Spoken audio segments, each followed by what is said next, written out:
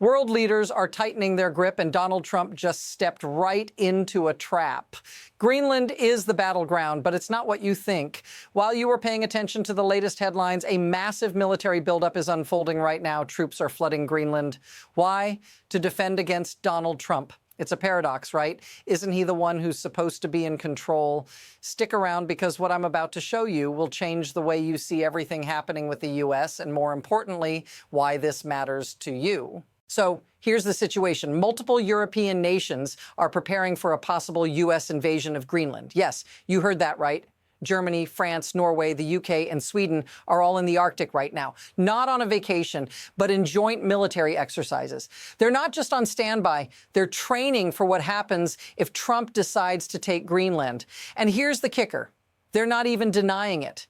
Instead, they're acting like it's a real possibility. Now ask yourself, why would these countries be so prepared for something that seems so far-fetched? Is it a sign of Trump's influence or a signal of his miscalculation? Here's the hard truth. Trump's strategy on Greenland isn't just causing headaches, it's threatening to unravel decades of international relations. Just look at what's happening. Troops landing in Greenland, joint military operations, and leaders openly discussing the possibility of U.S. aggression. But it gets worse. President Macron of France has openly called for the world to make Trump fear them.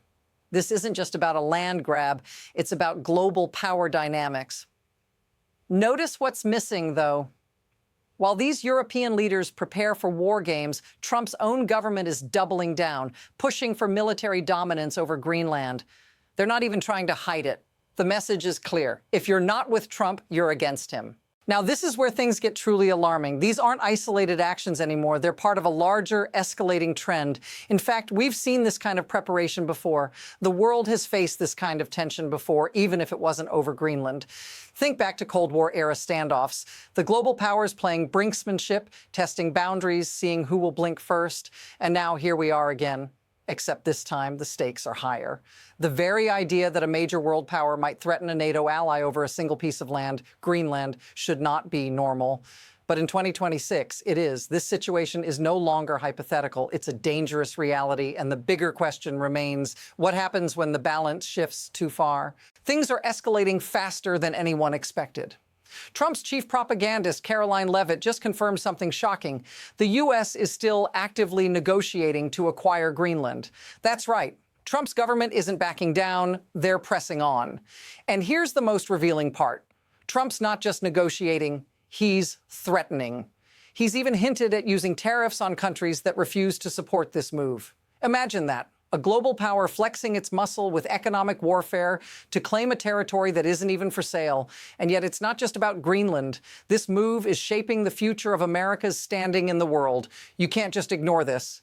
This is the moment when the story flips. Now, the dominoes are falling fast. First, you've got European nations moving their forces into Greenland. Then you've got Macron ramping up his defense budget to double military spending, all while Trump pushes for territorial acquisition. But that's not all.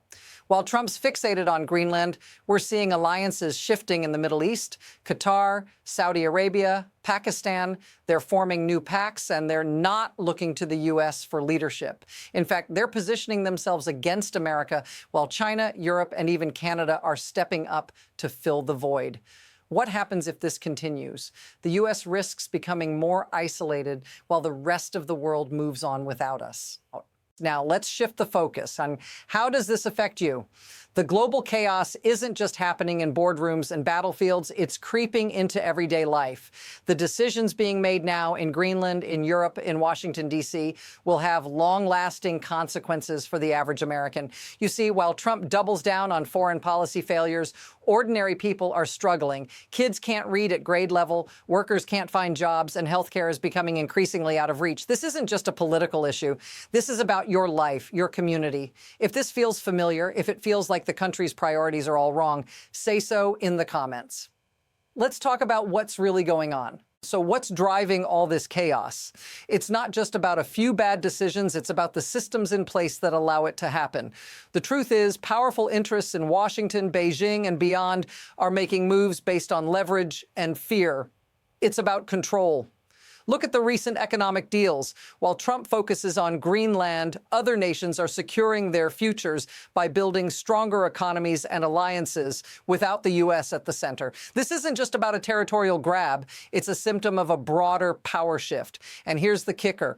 These systems are designed to keep you distracted. While we're all focused on the chaos, the true decisions, the ones that will shape the next century, are happening behind the scenes. The question now is, where do we go from here? There are two possible paths. On one hand, we could see a new international alignment with countries like China, Russia, and Europe pulling further ahead, leaving the U.S. in a position of retreat. On the other hand, there's a chance, albeit slim, that Trump's aggressive strategy could force a new era of U.S. dominance, but it's going to require a massive shift in both policy and global perception. The problem is that shift may already be too late. The momentum is already building, and in this game, speed matters.